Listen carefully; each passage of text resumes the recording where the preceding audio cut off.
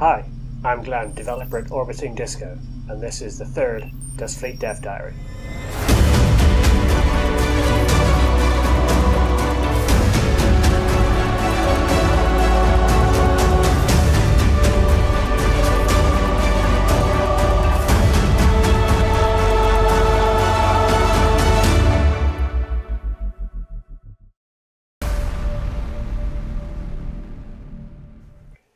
It's been a super busy time here on the Orbiting Disco space station, so let me fill you in on what's been happening.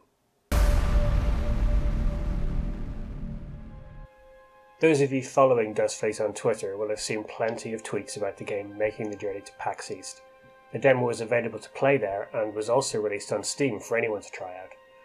Feedback has been really good and I learned a few interesting things about how people play the game. As many of you correctly spotted, the demo can be tough, but it also doesn't put any real pressure on you. Enemies don't attack you between turns, meaning you can take your time building up your fleet and attack when you're ready.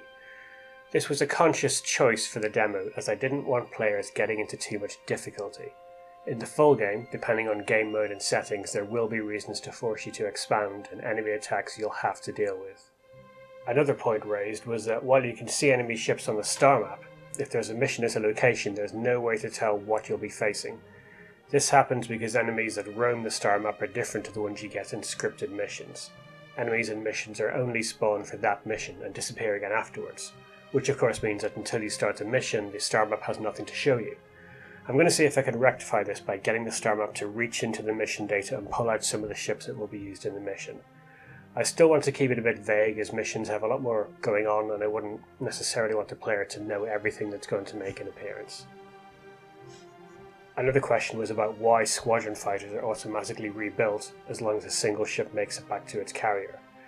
Some have pointed out that it's not realistic or doesn't make sense, and yes, this is one of those choices that makes more sense as a gameplay element than it does for realism. As fighters are destroyed, the value of the remaining fighters goes up since they carry the value and veterancy of the squadron. It gives the player a mini objective to keep those remaining fighters alive and get them home safely. This also helps the player not feel discouraged about using them because they have every chance to get them back as long as they're careful. And finally, yes, I'll be fixing that bug with the unit audio being very loud. Loud and clear. Sorry.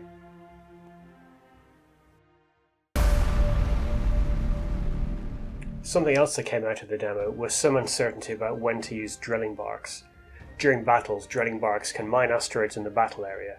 If there are stations nearby, you can then use the resources you mined to build ships. If not, you get to keep those resources for later.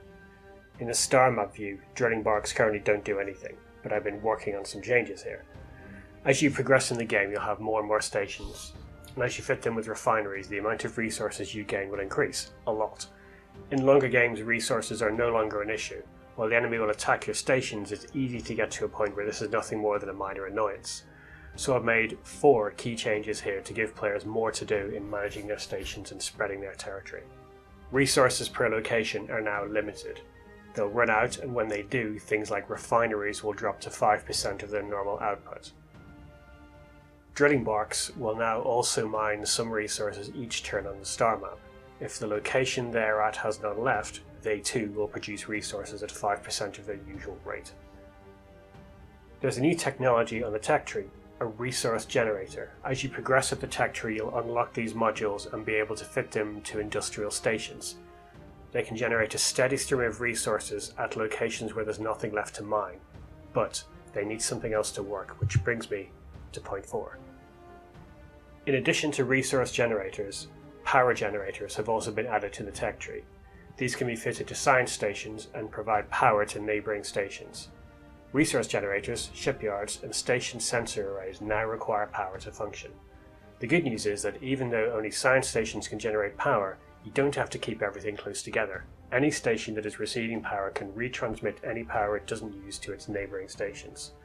So you can build a network of stations that use power and distribute your power generation however you like. As you progress down the tech tree, you'll unlock bigger and better power generators, which is good because resource generators will use a lot of it.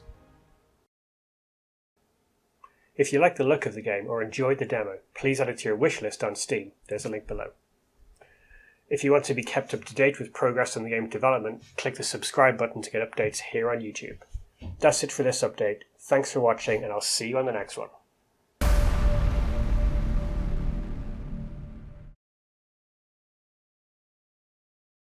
Power generators have also been added.